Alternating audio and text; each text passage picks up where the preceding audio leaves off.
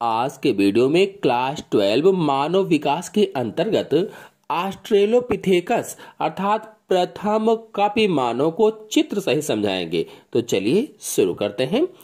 इस कपि मानव का प्रथम जीवाश्म प्रोफेसर रेमंड डार्ट को 1924 में मिला था। यानी जो प्रथम कपि मानव था इसका जीवाश्म प्रोफेसर रेमंड डार्ट को मिला। कब? तो 1924 में मिला था। और कहाँ मिला पूछा जाए तो दक्षिणी अफ्रीका में ट्वांग नदी के पास से मिला था। कहाँ से? दक्षिणी अफ्रीका में ट्वांग नदी के पास से मिला था। और कैसा जीवाश्म था, किसका था? तो 6 से 7 वर्ष के बच्चे की करोट का जीवाश्म मिला था। 6 से 7 वर्ष का बच्चा था, उसकी करोट या खोपड़ी का जीवाश्म मिला था।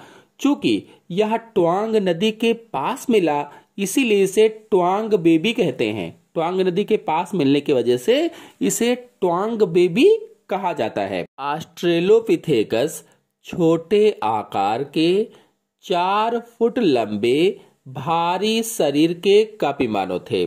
छोटा आकार था, 4 फुट लंबे थे और भारी शरीर के कपि मानव थे। ये लगभग खड़े होकर सीधी मुद्रा में चलते थे।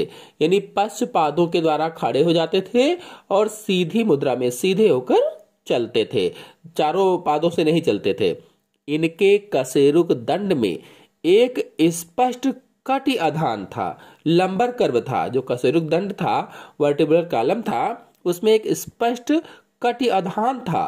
श्रोणि मेखला प्रथुलित तथा चिलमची के समान थी। महारंध्र या फोरामेन मैग्नम करोट के नीचे स्थित था, किंतु जबड़े और दांत आधुनिक मानव के दांतों की अपेक्षा अधिक बड़े थे। जो इनके जबड़े थे और दांत थे, ये आधुनिक मानव के जो जबड़े और दांत होते हैं उससे ज्यादा बड़े होते थे। इनका चेहरा उद्वहन प्रकार का था या प्रोग्नेथस प्रकार का था, जैसा कि चित्र में दिखाया भी गया है।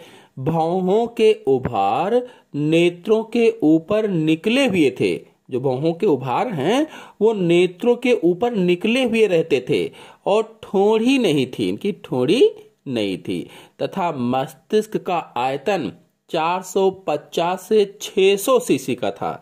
जो ब्रेन है, मस्तिष्क है, उसका आयतन 450 से 600 सीसी था। ये पत्थरों के बेढंगे औजार बनाते थे, मतलब सुदृढ़ औजार नहीं बना पाते थे, इधर उधर टेढ़े मेढ़े बेढंगे औजार बनाते थे। इनको कपि मस्तिष्क वाले मानव भी कहते हैं। कपि मस्तिष्क वाले मानव ये सर्वाहारी थे, यानी सब कुछ खा लेते थे, परंतु मुख्यतः मांसाहारी थे। लेकिन अगर मुख्य रूप से देखा जाए तो मांस ही खाते थे, कार्निवोरस ही थे। इनके जीवाश्मों के साथ हड्डियों तथा पत्थरों के ढेर मिले हैं। और अगर इनके जीवाश्म को देखा जाए तो जहां पर इनके जीवाश्म मिले हैं उन जगहों पर हड्डियों और पत्थरों के ढेर भी प्राप्त हुए हैं।